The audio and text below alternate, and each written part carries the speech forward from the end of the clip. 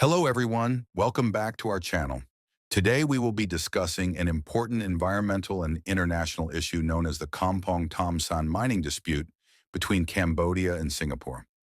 Although sand may appear to be a simple and abundant natural resource, this case demonstrates how its extraction and trade can lead to serious environmental damage, social harm, governance failures, and international controversy.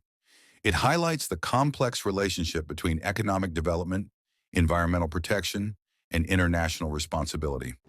This dispute involves two countries with very different circumstances. Singapore is a highly developed city-state with limited land resources, while Cambodia is a developing country where natural resources play an important role in economic activity.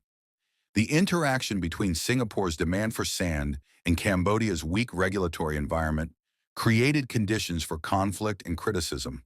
This case is significant because it shows how development in one country can generate environmental and social consequences in another, raising important questions about accountability and sustainability. In this video, we will cover 5 key areas. First, the background and timeline of the dispute. Second, Singapore's demand for sand and land reclamation. Third, the environmental and social impacts in Cambodia. Fourth, governance issues, corruption allegations, and trade discrepancies. Finally, the response, outcome, and lessons learned. Let us begin with the background of the dispute. The Kompong Thom sand mining dispute mainly occurred between approximately 2005 and 2017, during which Cambodia became one of the major exporters of sand to Singapore. Sand extraction took place in several locations, including Kompong Thom province, as well as nearby rivers, estuaries, and coastal areas. Cambodian companies were granted licenses by the government to dredge sand from riverbeds and seabeds.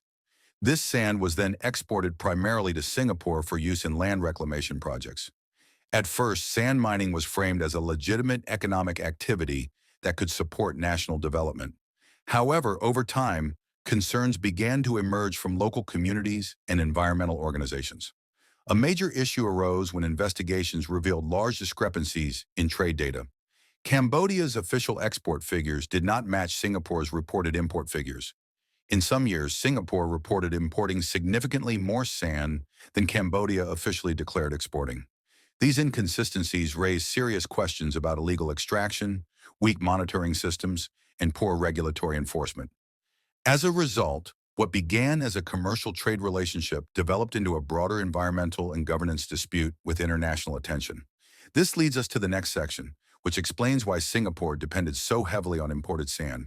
Singapore is a small island state with very limited land and almost no natural sand resources.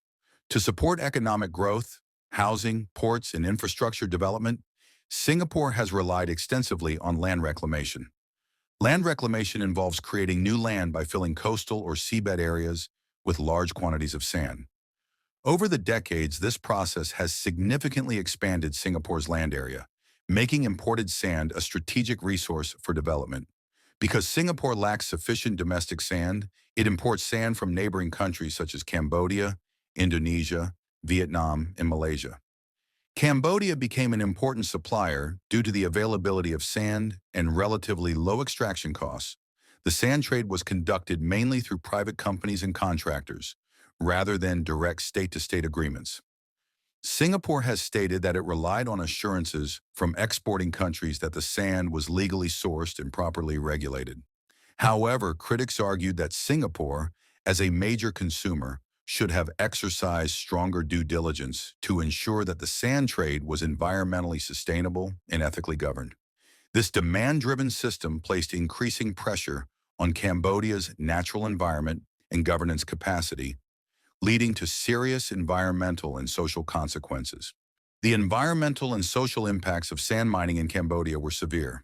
Environmentally, continuous dredging caused riverbank erosion and destabilization, leading to collapsing riverbanks, loss of farmland, and increased flood risks.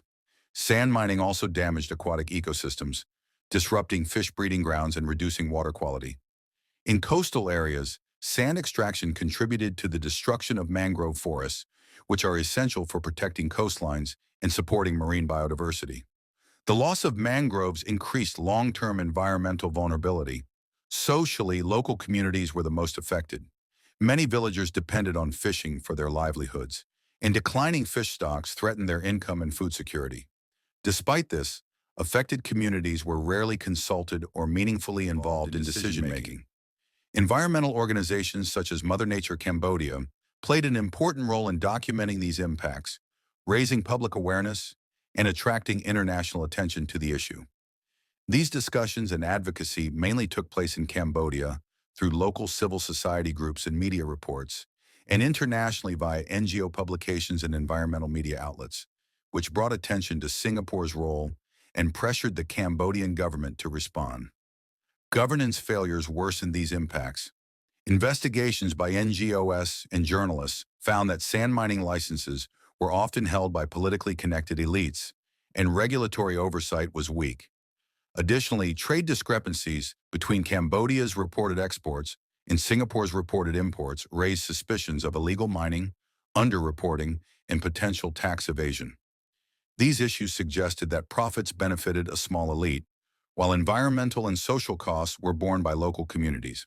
In response to growing criticism from civil society, media, and international observers, the Cambodian government announced a suspension and later a ban on sand exports around 2016 to 2017, citing environmental concerns. Following this decision, both Cambodia and Singapore stated that sand exports had stopped.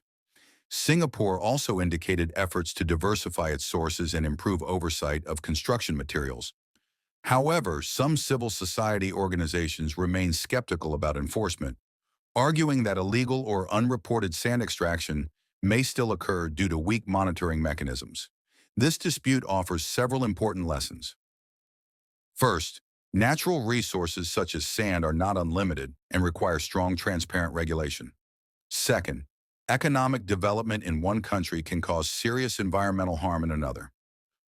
Third, weak governance and lack of accountability enable environmental destruction and unequal benefit distribution. Finally, NGOs, journalists, and civil society play a crucial role in exposing environmental harm and holding governments accountable. For the future, Cambodia may need to strengthen regulatory oversight and pursue sustainable resource management to prevent similar environmental and social harm, while Singapore is likely to continue diversifying its sand sources and adopting stricter sustainability checks for imported materials. In conclusion, the Kompong Thom sand mining dispute demonstrates how environmental protection, development, and international relations are deeply interconnected. Thank you for watching.